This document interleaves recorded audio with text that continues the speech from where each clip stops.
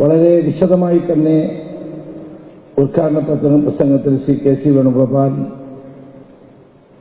ദേശീയ രാഷ്ട്രീയ സാഹചര്യങ്ങളെപ്പറ്റിയും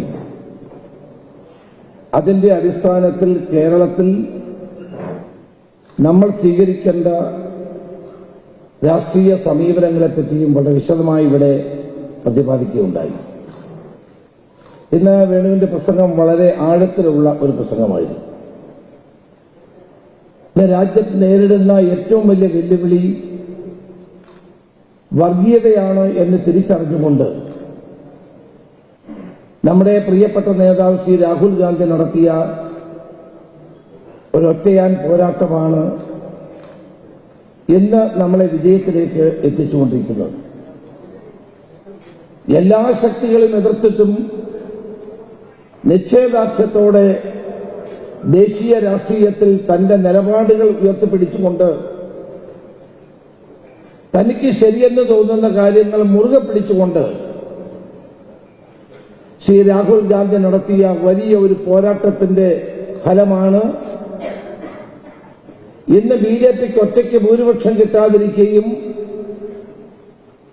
400 സീറ്റ് സ്വപ്നം കണ്ടവർക്ക് 2 ഊന്നുവടികളുടെ സഹായത്തോടെ ഇന്ത്യ ഭരിക്കേണ്ട അവസ്ഥ എത്തിച്ചേരുകയും ചെയ്തു. വാസ്തവത്തിൽ ഈ സർക്കാർ, ഞാൻ പ്രതീക്ഷിക്കുന്നു ഈ സർക്കാരിന് 2 വർഷത്തേക്കാൾ കൂടുതൽ ആയുസ് ഉണ്ടാവില്ല. കാരണം മോഡിക്കും അമിത്ഷായ്ക്കും ആ ഒരു അന്തരീക്ഷത്തിൽ പ്രവർത്തിക്കാൻ കഴിയുമോ എന്ന സംശയം തന്നെയുണ്ട്. ഏകാധിപത്യത്തിന്റെ പാതയിലൂടെ തന്നെ പോകുന്ന ഒരു ശൈലി ഉള്ള പ്രധാനമന്ത്രിയും ഭരണകൂടത്തിനും ഒരു മുന്നണി ഗവൺമെന്റിനെ നയിക്കാനുള്ള കരുത്തുണ്ടാവില്ല എന്നതാണ് വസ്തുത. അപ്പൊ ദേശീയ രാഷ്ട്രീയത്തിൽ ഇന്ന് നമ്മൾ കാണുന്നത് ഇവിടെ ശ്രീ വേണു ചൂണ്ടിക്കാണിച്ച പോലെ കോൺഗ്രസിന്റെ തിരിച്ചുവരവാണ്. എല്ലായിടത്തും കോൺഗ്രസ് തിരിച്ചു വരുന്നു.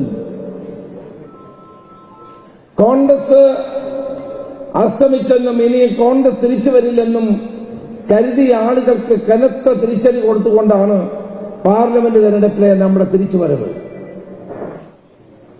നമ്മുടെ പോരാട്ടം ഒരു ആദർശത്തിന് വേണ്ടിയുള്ള പോരാട്ടമാണ്.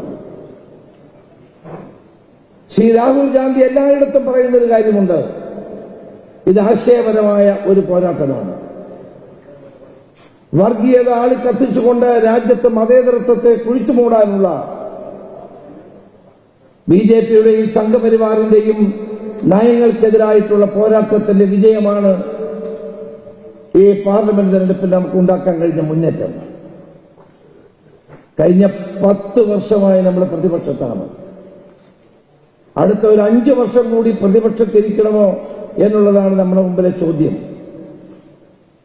കേരളത്തിൽ നമ്മൾ 10 വർഷമായി പ്രതിപക്ഷത്താണ്. ഒരു തിരിച്ചുവരവിനുള്ള അന്തരീക്ഷം ഒരുക്കുക എന്നുള്ളതാണ് നമ്മുടെ എല്ലാവരുടെയും കടമ. ഇവിടെ ചൂണ്ടിക്കാണിച്ച പോലെ ദേശീയ രാഷ്ട്രീയം എന്ന് കോൺഗ്രസിന്റെ കൈകൾ വരുന്നോ അന്നാണ് കേരളത്തിൽ നമുക്ക് ഗവൺമെന്റ് ഉണ്ടാക്കാൻ അവസ്ഥ വന്നു ചേരുന്നത്.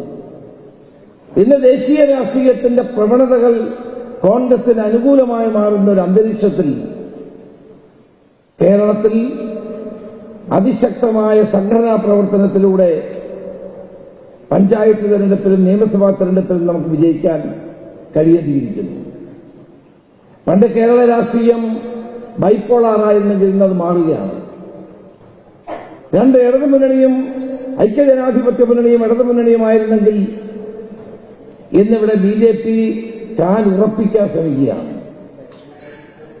അതിനെ ഗൗരവത്തോടുകൂടി തന്നെ കാണണമെന്നാണ് എന്റെ അഭിപ്രായം. വർഗീയത ആളിക്കത്തിച്ചുകൊണ്ട് അതിനെ ചൂട്ടുപിടിക്കാൻ ആളുകളുള്ള ഒരു കാലഘട്ടത്തിൽ അതിനെ നേരിടാനുള്ള കരുത്ത് നമുക്ക് ഓരോരുത്തർക്കും ഉണ്ടാകണം. ആരാണ് ബി.ജെ.പിയെ ശക്തിപ്പെടുത്തുന്നത്? കോൺഗ്രസിൽ നിന്ന് 1-2 ആളുകൾ പോയപ്പോൾ ഇതാ കോൺഗ്രസിൽ നിന്ന് മുഴുവൻ പേരും പോകുന്നു എന്ന് നമ്മളെ ആക്ഷേപിച്ചവരാണിവർ. ഇന്ന് കോൺഗ്രസ് ആണെങ്കിൽ നാളെ ബി.ജെ.പി ആണെന്ന് പറഞ്ഞവരാണിവർ. ലക്ഷക്കണക്കിന് വോട്ടുകൾ CPM-ന്റെ വോട്ടുകൾ പോയത് BJP-യിലേക്കാണ്. അതിന്റെ കാരണം നമ്മളൊന്ന് പരിശോധിക്കണം.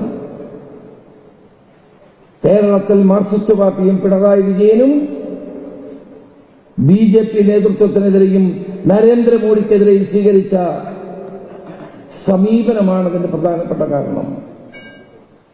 മുഖ്യമന്ത്രി ഒരിടത്ത് പോലും നരേന്ദ്രമോദിയുടെ പേരൊരിക്കലും പറയാറില്ല, മോഡിയെ വിമർശിക്കാറില്ല, അമിത്ഷായെ വിമർശിക്കാറില്ല, നരേന്ദ്രമോദിയുടെ വർഗീയതയെ എതിരായി ഒരു അക്ഷരം സംസാരിക്കാറില്ല. അതിന്റെ ഫലമാണ് CPM-കാർക്കും പ്രത്യേകിച്ച് ഇടതുപക്ഷക്കാർക്കും താമരയ്ക്കോട്ട് ചെയ്യാനുള്ള മടിയില്ലാതെ പോയത് എന്നുള്ള വിലയിരുത്തലാണ് എനിക്കുള്ളത്. വർഗീയതയ്ക്കെതിരെയുള്ള പോരാട്ടത്തിൽ കേരളത്തിലെ CPM വെള്ളം ചേർത്തപ്പോൾ അവരുടെ വോട്ടുകൾ ഒലിച്ചുപോയി എന്നുള്ള വസ്തുത നമ്മൾ ഗൗരവത്തോടെ കാണേണ്ടിയിരിക്കുന്നു. CPM-ന്റെ വോട്ടുകൾ പോയത്, മലബാറിൽ പോയ വോട്ടുകൾ നമുക്കാണ്. KPC പ്രസിഡന്റ് 1,10,000 വോട്ടിനാണ് ജയിച്ചത്. അവിടെ മുഖ്യമന്ത്രിയുടെ മണ്ഡലത്തിൽ ഉൾപ്പെടെ അദ്ദേഹത്തിന് CPM-ന്റെ വോട്ട് അദ്ദേഹത്തിന് കിട്ടിയെങ്കിൽ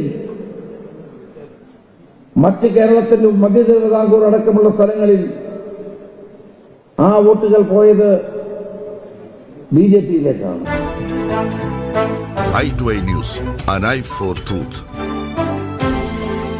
i2i News സബ്സ്ക്രൈബ് ചെയ്തിട്ടില്ലാത്തവർ ഇപ്പോൾ തന്നെ സബ്സ്ക്രൈബ് ചെയ്യുക.